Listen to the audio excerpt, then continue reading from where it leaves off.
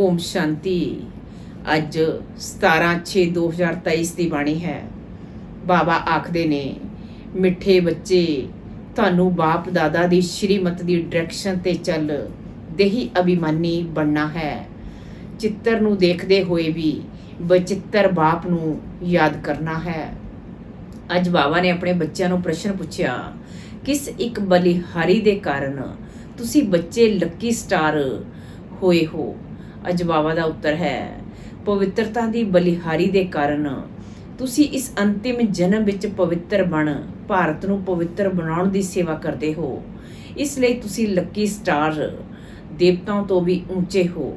ਤੁਹਾਡਾ ਇਹ ਜਨਮ ਹੀਰੇ ਵਰਗਾ ਹੈ। ਤੁਸੀਂ ਬਹੁਤ ਉੱਚੇ ਸੇਵਾਧਾਰੀ ਹੋ।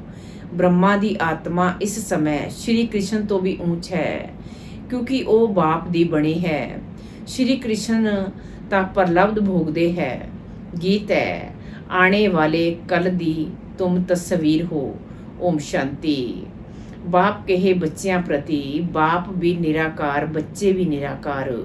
ਪਰ ਇਹ ਜੋ ਸਾਕਾਰੀ ਚੋਲਾ ਲਿਆ ਹੈ, ਇਸ ਨਾਲ ਪਾਠ ਵਜਾਉਣਾ ਹੈ। ਇਵੇਂ ਪਾਠ ਵਜਾਉਣ ਵਾਲੇ ਬੱਚਿਆਂ ਨੂੰ ਬਾਪ ਕਹੇ, ਹੁਣ ਦੇਹੀ ਅਭਿਮਾਨੀ ਬਣੋ, ਆਪਣੇ ਨੂੰ ਆਤਮਾ ਨਿਸ਼ਚੈ ਕਰੋ। ਇਵੇਂ ਨਹੀਂ ਕਹੋ ਅਹਮ ਆਤਮਾ ਸੋ ਪਰਮਾਤਮਾ। ਇਹ ਤਾਂ ਤੁਸੀਂ ਬਾਪ ਨੂੰ 84 ਜਨਮਾਂ ਦੇ ਚੱਕਰ ਵਿੱਚ ਧਕੇਲ ਦਿੰਦੇ ਹੋ।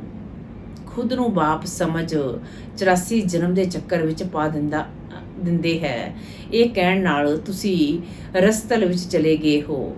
ਬੇੜਾ ਡੁੱਬਣਾ ਸ਼ੁਰੂ ਹੋਇਆ। ਹੁਣ ਤੁਹਾਨੂੰ ਸ਼੍ਰੀਮਤ ਮਿਲਦੀ ਹੈ। ਬੱਚੇ ਜਾਣਦੇ ਹੈ, ਦੋ ਮਤ ਗਾਈ ਹੋਈ ਹੈ। ਇੱਕ ਹੈ ਸ਼੍ਰੀਮਤ, ਇਹ ਹੈ ਭਗਵਾਨ ਦੀ ਸ਼੍ਰੀਮਤ, ਮਤਲਬ ਬੇਹੱਦ ਬਾਪ ਦੀ ਮਤ। ਉਹਨਾਂ ਨੇ ਸ਼੍ਰੀ ਕ੍ਰਿਸ਼ਨ ਦਾ ਨਾਮ ਪਾ ਦਿੱਤਾ ਹੈ। ਉਹ ਤਾਂ ਰੋਂਗ ਹੈ। ਸ਼੍ਰੀ ਕ੍ਰਿਸ਼ਨ ਨੂੰ ਬਾਪ ਨਹੀਂ ਕਹਿ ਸਕਦੇ। ਬਾਪ ਹੁੰਦੇ ਹੈ ਤਿੰਨ, ਇੱਕ ਊਂਚ ਤੇ ਊਂਚ ਪਰਮ ਪਿਤਾ ਪਰਮਾਤਮਾ, ਆਤਮਾਵਾਂ ਦਾ ਬਾਪ। ਦੂਸਰਾ ਹੈ ਪ੍ਰਜਾ ਪਿਤਾ ਬ੍ਰਹਮਾ।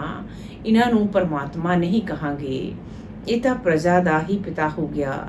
ਇਹਨਾਂ ਦਾ ਨਾਮ ਵੀ ਬਾਲਾ ਹੈ। ਸ਼੍ਰੀ ਕ੍ਰਿਸ਼ਨ ਨੂੰ ਪ੍ਰਜਾ ਪਿਤਾ ਨਹੀਂ ਕਹਾਂਗੇ। ਤੀਸਰਾ ਹੈ ਲੌਕਿਕ ਬਾਪ, ਬੇਹੱਦ ਦਾ ਬਾਪ ਕਹਿੰਦੇ ਹੈ। ਬੱਚੇ ਦੇਹੀ ਅਭਿਮਾਨੀ ਭਵ। ਹੁਣ ਸ਼੍ਰੀਮਤ ਦੀ ਤੁਹਾਨੂੰ ਡਾਇਰੈਕਸ਼ਨ ਮਿਲਦੇ ਹੈ। ਦੋਵੇਂ ਹੀ ਦੀ ਮਤ ਇਕੱਠੀ ਚੱਲਦੀ ਹੈ। ਤੁਸੀਂ ਮਹਿਸੂਸ ਕਰਦੇ ਹੋ ਮਹਾਵਾਕ ਸ਼ਿਵ ਬਾਬਾ ਸਮਝਾ ਰਹੇ ਹੈ। ਤ੍ਰਿਮੂਰਤੀ ਸ਼ਿਵ ਦੇ ਬਦਲੇ ਇਹ ਭੁੱਲ ਨਾਲ ਤ੍ਰਿਮੂਰਤੀ ਬ੍ਰਹਮਾ ਕਹਿ ਦਿੱਤਾ ਹੈ, ਪਰ ਇਸ ਦਾ ਅਰਥ ਕੁਝ ਨਹੀਂ ਨਿਕਲਦਾ। ਤ੍ਰਿਮੂਰਤੀ ਬ੍ਰਹਮਾ ਕਹਿਣ ਨਾਲ ਬ੍ਰਹਮਾ ਦੀ ਮਤ ਗਾਈ ਹੋਈ ਹੈ। ਸ਼ਿਵ ਨੂੰ ਉਡਾ ਦਿੱਤਾ ਹੈ। ਕਹਿੰਦੇ ਹੈ ਬ੍ਰਹਮਾ ਵੀ ਉਤਰ ਆਏ। ਹੁਣ ਬ੍ਰਹਮਾ ਤਾਂ ਸੂਖਸ਼ਮ ਵਤਨ ਤੋਂ ਆ ਕੇ ਮਤ ਦੇਣਗੇ। ਹੁਣ ਤੁਸੀਂ ਹੀ ਇਹ ਸਮਝਾਇਆ ਹੈ। ਪ੍ਰਜਾ ਪਿਤਾ ਬ੍ਰਹਮਾ, ਵਿਅਕਤ ਬ੍ਰਹਮਾ ਨੂੰ ਕਿਹਾ ਜਾਂਦਾ ਹੈ। ਤੁਸੀਂ ਹੁਣ ਵਿਅਕਤ ਬ੍ਰਹਮਾ ਹੋ, ਫਿਰ ਅਵਿਅਕਤ ਸੰਪੂਰਨ ਬ੍ਰਾਹਮਣ ਬਣਦੇ ਹੋ। ਫਿਰ ਤੁਸੀਂ ਸੂਖਸ਼ਮ ਵਤਨ ਵਾਸੀ ਬ੍ਰਾਹਮਣ ਬਣ ਜਾਓਗੇ। ਸੰਪੂਰਨ ਬ੍ਰਹਮਾ, ਸੰਪੂਰਨ ਸਰਸਵਤੀ ਦੋਨੋਂ ਸੂਖਸ਼ਮ ਵਤਨ ਵਿੱਚ ਉੱਥੇ ਰਹਿੰਦੇ ਹੈ। ਵਿਸ਼ਨੂੰ ਤਾਂ ਹੈ ਹੀ ਜੁਗਲ, ਦੋ ਬਾਵਾਂ ਲਕਸ਼ਮੀ ਦੀ, ਦੋ ਬਾਵਾਂ ਨਾਰਾਇਣ ਦੀ। ਹੁਣ ਇਹ ਮਤ ਤੇ ਨਾਮੀ ਗ੍ਰਾਮੀ ਹੈ। ਭਗਵਾਨੁਵਾਚ, ਬ੍ਰਹਮਾ ਨੂੰ ਮਤ ਦੇਣ ਵਾਲਾ ਹੈ ਸ਼ਿਵ। ਇਹਨਾਂ ਦਾ ਨਾਮ ਰੱਖਿਆ ਹੈ ਬ੍ਰਹਮਾ। ਬ੍ਰਹਮਾ ਹੈ ਇੱਥੇ ਪਾਤਿਤ ਦੁਨੀਆ ਵਿੱਚ। ਇਹਨਾਂ ਨੂੰ ਉੱਚ ਨਹੀਂ ਕਹਿਣਾ ਚਾਹੀਦਾ। ਵਿਸ਼ਨੂੰ ਦੇ ਦੋ ਰੂਪ ਲਕਸ਼ਮੀ ਨਾਰਾਇਣ ਫਿਰ ਇੱਥੇ ਸਵਰਗ ਵਿੱਚ ਆਉਂਦੇ ਹੈ। ਦੇਵ ਦੇਵ ਮਹਾਦੇਵ ਕਿਹਾ ਜਾਂਦਾ ਹੈ ਨਾ, ਤਾਂ ਮਹਾਦੇਵ ਹੋ ਗਿਆ ਸ਼ੰਕਰ। ਬੱਚੇ ਤਾਂ ਸਮਝਦੇ ਹੈ ਸ਼ਿਵ ਹੈ ਊਂਚ ਤੇ ਊਂਚ ਬਾਪ। ਫਿਰ ਸੂਖਸ਼ਮ ਵਤਨ ਦੀ ਰਚਨਾ ਰਚਦੇ ਹੈ। ਮੂਲ ਗੱਲ ਹੈ ਸ਼੍ਰੀਮਤ ਤੇ ਚੱਲਣਾ। ਬ੍ਰਹਮਾ ਦੀ ਸ਼੍ਰੀਮਤ ਤੇ ਚੱਲ, ਇੰਨਾ ਨਾਮੀ ਗ੍ਰਾਮੀ ਬਣਿਆ। ਮੂਰਬੀ ਬੱਚਾ ਇੱਕ ਹੀ ਬ੍ਰਹਮਾ ਹੈ। ਸ਼ਿਵ ਬਾਬਾ ਵੀ ਇੱਕ, ਬ੍ਰਹਮਾ ਵੀ ਇੱਕ ਹੀ ਹੈ। ਪ੍ਰਜਾ ਪਿਤਾ ਬ੍ਰਹਮਾ ਕਿਹਾ ਜਾਂਦਾ ਹੈ ਨਾ, ਪ੍ਰਜਾ ਪਿਤਾ ਵਿਸ਼ਨੂੰ ਜਾਂ ਪ੍ਰਜਾ ਪਿਤਾ ਸ਼ੰਕਰ ਨਹੀਂ ਕਹਾਂਗੇ। ਹੁਣ ਤੁਸੀਂ ਪ੍ਰਜਾ ਪਿਤਾ ਬ੍ਰਹਮਾ ਦੇ ਸਾਹਮਣੇ ਬੈਠੇ ਹੋ।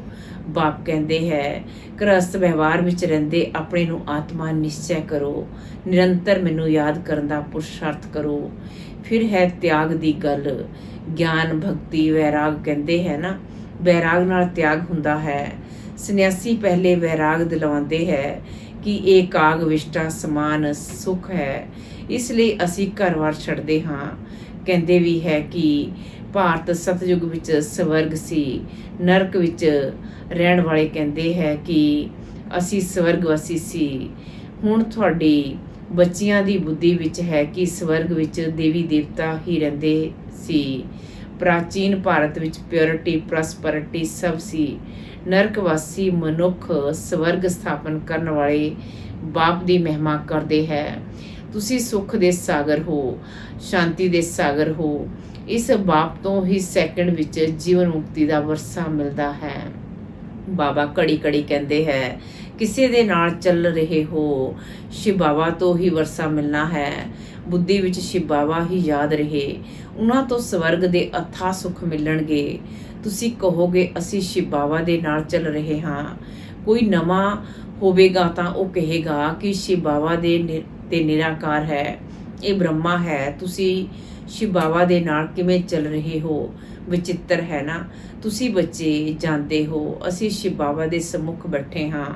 ਸ਼ਿਵ ਬਾਬਾ ਦਾ ਕੋਈ ਆਕਾਰ ਸਾਕਾਰ ਰੂਪ ਹੈ ਨਹੀਂ, ਉਹ ਨਿਰਾਕਾਰ ਇਹਨਾਂ ਦੇ ਹੀ ਸਰੀਰ ਵਿੱਚ ਆਉਂਦੇ ਹੈ, ਇਹਨਾਂ ਵਿੱਚ ਆ ਕੇ ਦੱਸਦੇ ਹੈ। ਇਹ ਆਪਣੇ ਜਨਮਾਂ ਨੂੰ ਨਹੀਂ ਜਾਣਦੇ ਹੈ। ਹੁਣ ਤੁਸੀਂ ਜਾਣਦੇ ਹੋ ਬਰੋਬਰ ਅਸੀਂ 84 ਜਨਮ ਪੂਰੇ ਕੀਤੇ, 84 ਜਨਮ ਹੀ ਗਾਏ ਜਾਂਦੇ ਹੈ। ਸਤਯੁਗ ਵਿੱਚ ਲక్ష్ਮੀ ਨਾਰਾਇਣ ਸੀ ਤਾਂ ਜ਼ਰੂਰ ਇਹ ਹੀ 84 ਦਾ ਚੱਕਰ ਲਗਾਉਂਦੇ ਹੈ। ਹੋਰ ਧਰਮ ਵਾਲੇ ਤਾਂ ਬਾਅਦ ਵਿੱਚ ਆਉਂਦੇ ਹੈ, ਉਹ ਇੰਨਾ ਜਨਮ ਨਹੀਂ ਲੈਂਦੇ। ਪਹਿਲੇ ਆਤਮਾ ਸਤੋ ਪ੍ਰਧਾਨ ਹੁੰਦੀ ਹੈ, ਫਿਰ ਪਛਿਆੜੀ ਵਿੱਚ ਤਮੋ ਪ੍ਰਧਾਨ ਬਣਦੀ ਹੈ। ਤਾਂ ਇਹ ਹੈ ਸ਼੍ਰੀਮਤ ਭਗਵਾਨ ਦੀ। ਬ੍ਰਹਮਾ ਨੂੰ ਵੀ ਉਹ ਮਤ ਦਿੰਦੇ ਹੈ, ਪਰ ਮੂਰਬੀ ਬੱਚਾ ਹੋਣ ਕਾਰਨ ਚੰਗੀ ਤਰ੍ਹਾਂ ਧਾਰਨ ਕਰ ਸਮਝਾਉਂਦੇ ਹੈ।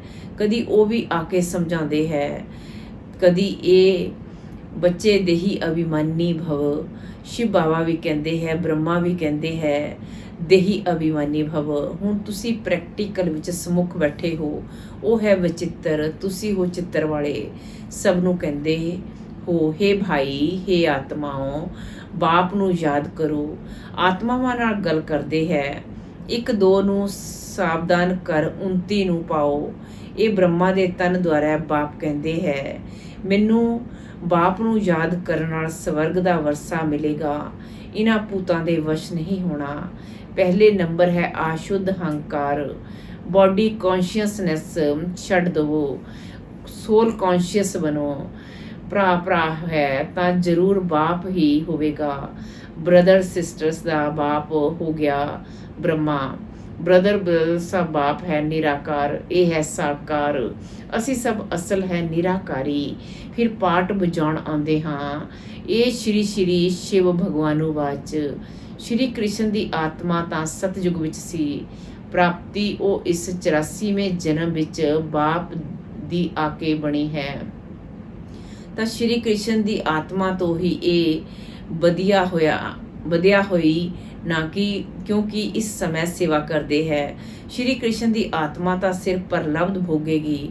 ਤਾਂ ਦੋਵਾਂ ਵਿੱਚ ਕੌਣ ਵੱਡਾ, ਕੌਣ ਉੱਚਾ ਹੋਇਆ? 84 ਜਨਮ ਵਿੱਚ ਜੋ ਪਹਿਲੇ ਜਨਮ ਵਾਲਾ ਸ਼੍ਰੀ ਕ੍ਰਿਸ਼ਨ ਹੈ ਉਹ ਊਂਚ, ਜਾਂ ਇਸ ਸਮੇਂ ਬੜਾ ਬ੍ਰਹਮਾ ਊਂਚ? ਅਸਲ ਵਿੱਚ ਹੀਰੇ ਵਰਗਾ ਜਨਮ ਤੇ ਇਹ ਹੈ, ਕਿਉਂਕਿ ਇੱਥੇ ਤੁਹਾਨੂੰ ਪ੍ਰਾਪਤੀ ਹੁੰਦੀ ਹੈ। ਉੱਥੇ ਇਹ ਨਹੀਂ ਕਹਾਂਗੇ ਕਿ ਪ੍ਰਾਪਤੀ ਹੁੰਦੀ ਹੈ, ਇਸ ਸਮੇਂ ਹੀ ਤੁਹਾਨੂੰ ਸਾਰੀ ਪ੍ਰਾਪਰਟੀ ਮਿਲਦੀ ਹੈ। ਤੁਸੀਂ ਬਹੁਤ ਉੱਚੇ ਸੇਵਾਧਾਰੀ ਹੋ।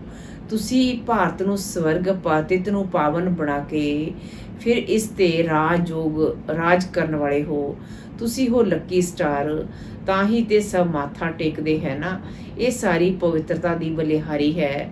ਇਸ ਲਈ ਬਾਪ ਕਹਿੰਦੇ ਹੈ, ਕਾਮ ਮਹਾਸ਼ਤਰੂ ਹੈ, ਜਿਸਨੇ ਤੁਹਾਨੂੰ ਅਪਵਿੱਤਰ ਬਣਾਇਆ।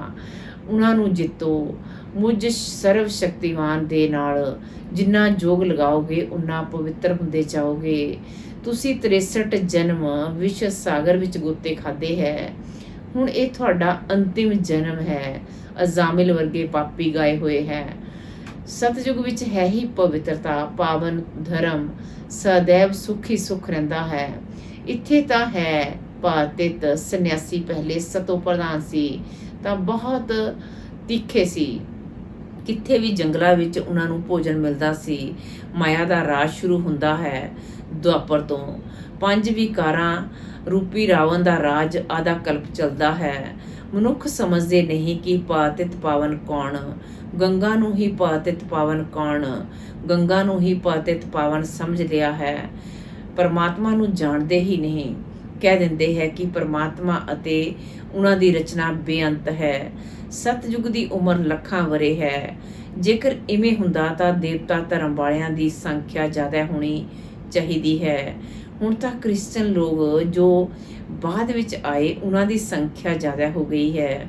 ਇਹ ਬਾਪ ਸਮਝਾਉਂਦੇ ਹੈ, ਬੁੱਧੀ ਦੇ ਲਈ ਇਹ ਭੋਜਨ ਦਿੰਦੇ ਹੈ।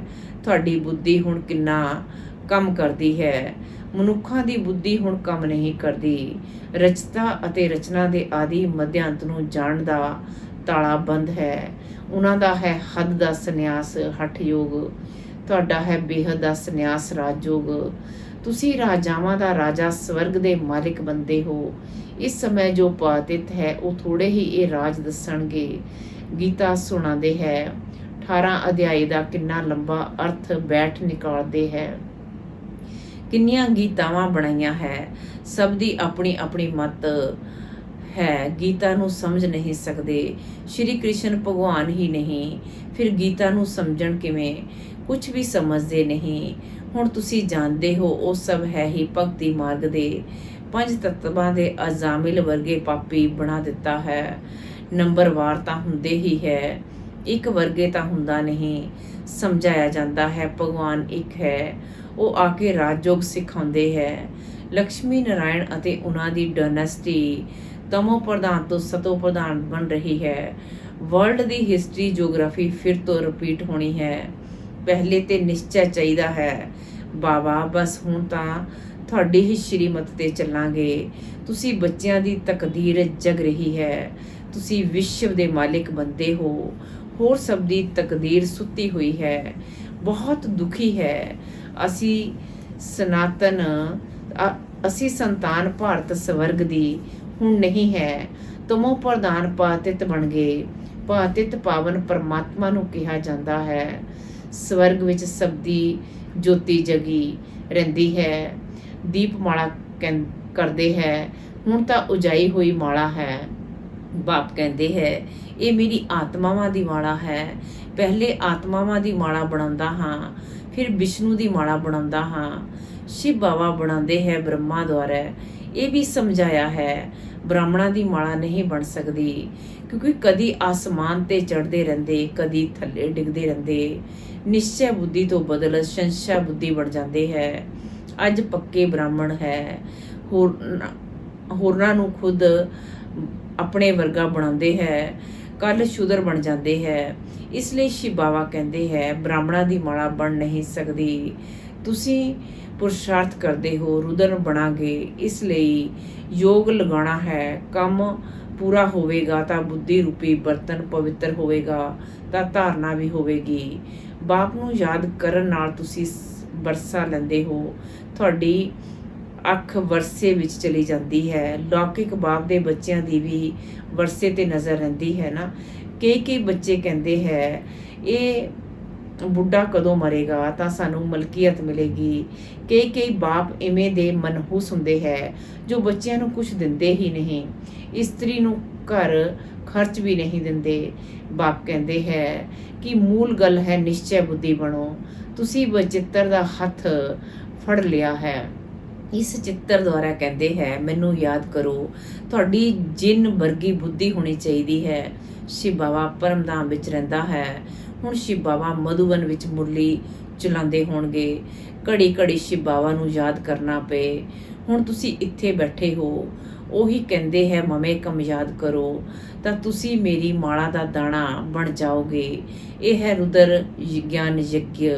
ਇਸ ਵਿੱਚ ਬ੍ਰਾਹਮਣਾ ਵੀ ਜ਼ਰੂਰ ਚਾਹੀਦੇ ਹੈ। ਸ਼ਾਸਤਰਾਂ ਵਿੱਚ ਕੋਈ ਇਹ ਲਿਖਿਆ ਹੋਇਆ ਨਹੀਂ ਹੈ ਕਿ ਜਗਤੰਬਾ ਬ੍ਰਾਹਮਣੀ ਸੀ। ਇਹ ਬਾਪ ਸਮਝਾਉਂਦੇ ਹੈ, ਪਰ ਮਾਇਆ ਵੀ ਬੜੀ ਤਿੱਖੀ ਹੈ। ਨਿਸ਼ਚੈ ਹੁੰਦੇ ਮਾਇਆ ਫਿਰ ਝਟ ਸੰਸ਼ਾ ਵਿੱਚ ਲਿਆ ਦਿੰਦੀ ਹੈ। ਫਿਰ ਸ਼੍ਰੀਮਤ ਲੈਣ ਲਈ ਬੁੱਧੀ ਚਲਦੀ ਨਹੀਂ ਹੈ। ਉਹਨਾਂ ਦੀ ਪਦਵੀ ਵੀ ਭ੍ਰਸ਼ਟ ਹੋ ਜਾਂਦੀ ਹੈ। ਚੜੇ ਤੋਂ ਚਾਖੇ ਬੇਕੁੰਠ ਰਸ, ਡਿਗੇ ਤੇ ਚਕਨਾਚੂਰ। ਪ੍ਰਜਾ ਤੋਂ ਵੀ ਘੱਟ ਪਦਵੀ, ਤੁਸੀਂ ਹੋ ਲੱਕੀ ਗਿਆਨ ਸਿਤਾਰੇ, ਤੁਹਾਡੇ ਉੱਪਰ ਪੂਰੀ ਰਿਸਪੌਂਸਿਬਿਲਟੀ ਹੈ। ਬਾਬਾ ਕਹਿੰਦੇ ਹੈ ਖਬਰਦਾਰ ਰਹਿਣਾ, ਵਿਕਾਰ ਵਿੱਚ ਨਹੀਂ ਜਾਣਾ। ਤੁਹਾਡਾ ਧੰਦਾ ਹੀ ਹੈ ਤਿੱਤਾਂ ਨੂੰ ਪਾਵਨ ਬਣਾਉਣ ਦਾ, ਕਿਸੇ ਨੂੰ ਵੀ ਦੁੱਖ ਨਹੀਂ ਦਿਓ, ਸਦਾ ਸੁਖੀ ਬਣਾਉਣਾ ਹੈ ਅਤੇ ਬਣਨਾ ਹੈ। ਬਾਪ ਬੱਚੇ ਕਹਿ ਸਮਝਾਉਂਦੇ ਹੈ, ਫਿਰ ਵੀ ਬਜ਼ੁਰਗ ਹੈ। ਇਹਨਾਂ ਦੀ ਆਤਮਾ ਨੂੰ ਵੀ ਬੱਚਾ ਕਹਾਂਗੇ, ਇਹ ਆਤਮਾ ਹੀ ਉਹਨਾਂ ਨੂੰ ਬਾਪ ਕਹਿੰਦੀ ਹੈ। ਕਦਮ ਕਦਮ ਸ਼੍ਰੀਮਤ ਤੇ ਚੱਲਣਾ ਹੈ। ਸੈਂਟਰ ਸਭ ਸ਼ਿਵ ਬਾਬਾ ਦੇ ਹੈ, ਕਿਸੇ ਮਨੁੱਖ ਦੇ ਨਹੀਂ। ਸ਼ਿਵ ਬਾਬਾ ਹੀ ਇਹਨਾਂ ਦੁਆਰਾ ਸਥਾਪਨਾ ਕਰਵਾ ਰਹੇ ਹੈ। ਅੱਛਾ, ਮਿੱਠੇ ਮਿੱਠੇ ਸਿਕਿਲ ਦੇ ਬੱਚਿਆਂ ਪ੍ਰਤੀ ਮਾਤ ਪਿਤਾ ਬਾਪ ਦਾਦਾ ਦਾ ਯਾਦ ਪਿਆਰ ਅਤੇ ਗੁੱਡ ਮਾਰਨਿੰਗ। ਰੂਹਾਨੀ ਬਾਪ ਦੀ ਰੂਹਾਨੀ ਬੱਚਿਆਂ ਨੂੰ ਨਮਸਤੇ। ਧਾਰਨਾ ਲਈ ਮੁੱਖਿਆ ਸਾਰ ਨੰਬਰ 1 ਪਰ ਬੁੱਧੀ ਨੂੰ ਰੋਜ਼ ਗਿਆਨ ਦਾ ਭੋਜਨ ਦੇ ਸ਼ਕਤੀਸ਼ਾਲੀ ਬਣਾਉਣਾ ਹੈ। ਯੋਗ ਨਾਲ ਬੁੱਧੀ ਰੂਪੀ ਬਰਤਨ ਪਵਿੱਤਰ ਬਣਾਉਣਾ ਹੈ। ਨੰਬਰ 2 ਅਸੀਂ ਵਿਚਿੱਤਰ ਬਾਪ ਦਾ ਹੱਥ ਫੜਿਆ ਹੈ। ਇਸ ਨਿਸ਼ਚੈ ਨਾਲ ਘੜੀ ਘੜੀ ਬਾਪ ਨੂੰ ਯਾਦ ਕਰਨਾ ਹੈ, ਕਿਸੇ ਨੂੰ ਦੁੱਖ ਨਹੀਂ ਦੇਣਾ ਹੈ। ਵਰਦਾਨ ਹੈ ਅੱਜ ਦਾ, ਰਿਅਲਾਈਜੇਸ਼ਨ ਦੁਆਰਾ ਨਿਰਵਲ ਤੋਂ ਸ਼ਕਤੀਸ਼ਾਲੀ ਬਣਨ ਵਾਲੇ ਮਾਸਟਰ ਸਰਵ ਸ਼ਕਤੀਵਾਨ ਭਵ। ਰਿਅਲਾਈਜੇਸ਼ਨ ਦੁਆਰਾ ਨਿਰਵਲ ਤੋਂ ਸ਼ਕਤੀਸ਼ਾਲੀ ਬਣਨ ਵਾਲੇ ਮਾਸਟਰ ਸਰਵ ਸ਼ਕਤੀਮਾਨ ਭਵ। ਅੱਜ ਬਾਬਾ ਆਖਦੇ ਨੇ ਮਾਨਵ ਜੀਵਨ ਦੀ ਮਹਾਨਤਾ ਦਾ ਆਧਾਰ ਆਤਮਾ ਤੇ ਹੈ। ਮੈਂ ਕਿਹੜੀ ਆਤਮਾ ਹਾਂ, ਕੀ ਹਾਂ? ਜੇਕਰ ਰਿਅਲਾਈਜ਼ ਕਰ ਲੈਣ ਤਾਂ ਸ਼ਾਂਤੀ ਸਾਧਰਮ ਹੋ ਜਾਏ। ਮੈਂ ਸ੍ਰੇਸ਼ਟ ਆਤਮਾ ਹਾਂ, ਸਰਵ ਸ਼ਕਤੀਵਾਨ ਦੀ ਸੰਤਾਨ ਹਾਂ। ਇਹ ਰਿਅਲਾਈਜੇਸ਼ਨ ਨਿਰਵਲ ਤੋਂ ਸ਼ਕਤੀਸ਼ਾਲੀ ਬਣਾ ਦਿੰਦੀ ਹੈ। ਅਜਿਹੀ ਸ਼ਕਤੀਸ਼ਾਲੀ ਆਤਮਾ ਅਤੇ ਮਾਸਟਰ ਸਰਵ ਸ਼ਕਤੀਵਾਨ ਆਤਮਾ ਜੋ ਚਾਹੇ ਜਿਵੇਂ ਚਾਹੇ ਉਹ ਪ੍ਰੈਕਟੀਕਲ ਕਰ ਸਕਦੀ ਹੈ। ਸਲੋਗਨ ਅੱਜ ਦਾ, ਜੋ ਮਨਸਾ ਮਹਾਦਾਨੀ ਹੈ ਉਹ ਕਦੀ ਵੀ ਸੰਕਲਪਾਂ ਦੇ ਵਸ਼ ਨਹੀਂ ਹੋ ਸਕਦੇ। ਜੋ ਮਨਸਾ ਮਹਾਦਾਨੀ ਹੈ ਉਹ ਕਦੀ ਵੀ ਸੰਕਲਪਾਂ ਦੇ ਵਸ਼ ਨਹੀਂ ਹੋ ਸਕਦੇ। ਚੰਗਾ, ਓਮ ਸ਼ਾਂਤੀ।